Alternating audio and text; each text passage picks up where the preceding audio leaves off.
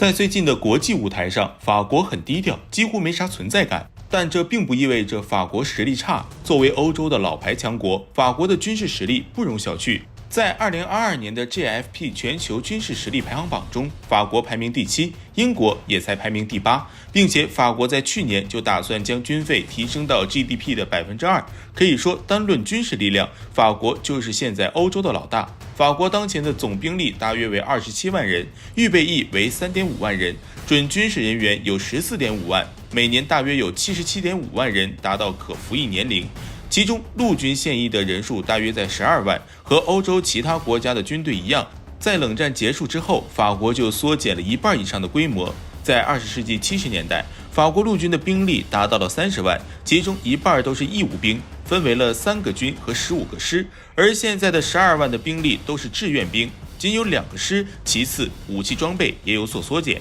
1990年，法国陆军拥有1300辆主战坦克，但是现在只有大约200辆。都是最先进的勒克莱尔坦克。勒克莱尔坦克在2007年的时候就因为缺乏订单停产了，一共也就生产了几百辆。最大的订单就是阿联酋的390辆，法国陆军则是一共订购了406辆，但是现在剩的不多了，部队也从2个重型装甲师减少到了2个装甲旅。不过数量少并不意味着战斗能力弱，勒克莱尔坦克的性能要比之前的 ANX30强太多了。勒克莱尔坦克可以说是世界上第一种4代主战坦克，该坦克实际上整合了传统的火炮、自走炮侦察车、履带式战车以及特殊的电子和预警及控制系统平台，属于多用途坦克。只是法国陆军武器系统库存数量并不多，根据一份资料来源，其大型火炮的总数是358门，其中121门是155毫米口径，这些火炮有77门是最先进的凯撒自行榴弹炮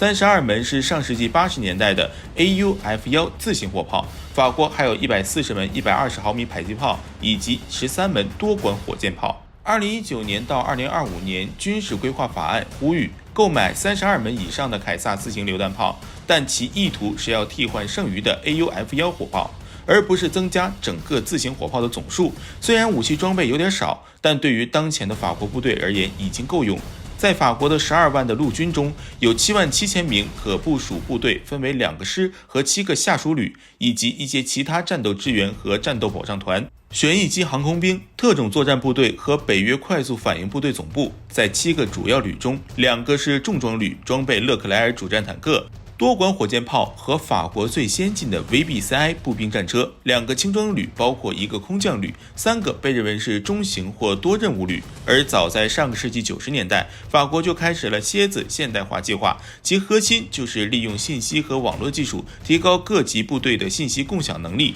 通过自动生成的有关部署车辆的条件以及需求的数据来促进后勤保障，并且使得主战坦克和战车能够协同作战，比如勒克莱尔和 VBCI 战车。除此之外，法国陆军还是西欧最成熟的地面部队之一。法国在陆军上下的功夫可不少，多年来一直在增加预算，作战经验丰富。只是法国的军队并不适合打高强度的常规战争，法国的目标是在冲突频谱的2端之间达成折中，也就是中间段。法国认为这样已经足够用于尽可能广泛的冲突范围，甚至包括常规战争。也正是因为如此，尽管法国陆军确实在为常规战争进行训练，但大部分时间花在了低端规模的冲突上，无法应对极端情况下爆发的大规模战争。如果要与俄罗斯开战，大约也是作为联盟的一部分来参战。不过在当前的战场中，空中力量才是决定性的因素，谁能取得空中优势，就能决定地面战场的走向。值得一提的是，法国的空军也不弱，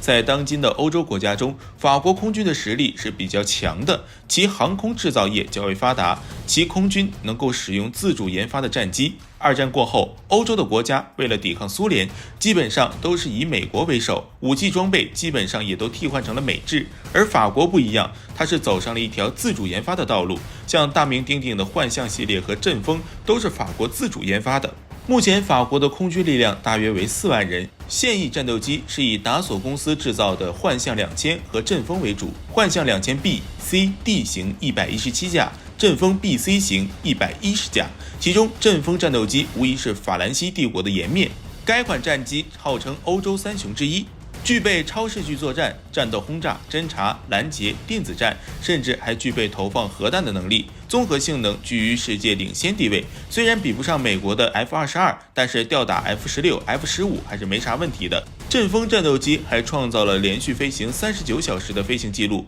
从法国本土飞到太平洋法属波利尼西亚领地。中间虽然有美国加利福尼亚休整几小时，但对于战斗机进行单次如此长时间的连续飞行，是对其发动机稳定性极大的考验。除了阵风战斗机，虎式直升机也是法国军工的标杆之作。该款直升机技术指标已经超过了阿帕奇，作战能力高效灵活。当然，预警机、运输机、空中加油机也是一个不少。法国空军的预警机是美制 E3F， 一共4架，运输机的主力机型则是以空客公司的 A400M 以及 C130为主，加油机则是14架 C135FR 以及 A330 MRTT， 其中 A400M 运输机是法国联合欧洲多个国家斥资200亿欧元研发的。A400M 两侧门可同时调线80名全副武装人员，进一步加强了法国的远程兵力的投送能力。而且在无人机领域，法国也处于领先地位。法国达索公司曾联合欧洲5个国家，共同研发出了一款神经元无人机。该机借鉴了 B2A 隐身轰炸机的设计，采用了无尾布局和翼身完美融合的外形设计，可以在不接受任何指令的情况下独立完成飞行，并且在复杂的飞行环境中进行自我校正。在战区的飞行速度超过了现有的一切侦察机，如果有需要，还可以投掷制导炸弹。可以说，在欧洲的航空领域，法国一直处在主导者的位置。法国的海军实力在欧洲位列第2。但是作战能力却与第1的英国不相上下，其海军现役人数大约有 3.7 万人，具备一艘 4.25 万吨的戴勒高级核动力航母，3艘满排 2.1 万吨的西北风级别两栖攻击舰，10艘驱逐舰，11艘护卫舰，以及10艘核潜艇，4艘战略导弹核潜艇，以及6艘攻击核潜艇等等。看数量就足以说明其海军实力。其中戴勒高号核动力航母